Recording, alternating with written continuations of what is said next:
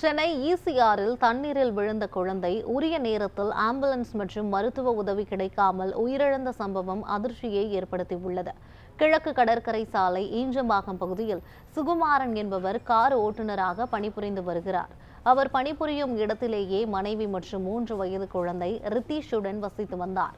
இந்த நிலையில் குழந்தை அருகில் உள்ள நீச்சல் குளத்தில் விழுந்து முழுகியதாக கூறப்படுகிறது. இதையடுத்து குழந்தையை மீட்ட பெற்றோர் உயிருக்கு ஆபத்தான நிலையில் சென்னை மாநகராட்சி அரசு மருத்துவமனையில் அனுமதித்துள்ளனர். அங்கு அவசர சிகிச்சை பிரிவு இல்லாததால் குழந்தைக்கு சிகிச்சை அளிக்க முடியவில்லை என கூறப்படுகிறது. மேலும் ஆம்புலன்ஸ் இல்லாததால் வேறு மருத்துவமனைக்கு அழைத்து செல்ல முடியாத நிலை, குழந்தை பரிதாபமாக உயிரிழந்த குற்றச்சாட்டும் எழுந்துள்ளது. குழந்தை மருத்துவமனையில் இருந்தபோது எடுக்கப்பட்ட காட்சிகள் சமூக வலைதளங்களில் பரவி சோகத்தை ஏற்படுத்தியுள்ளது.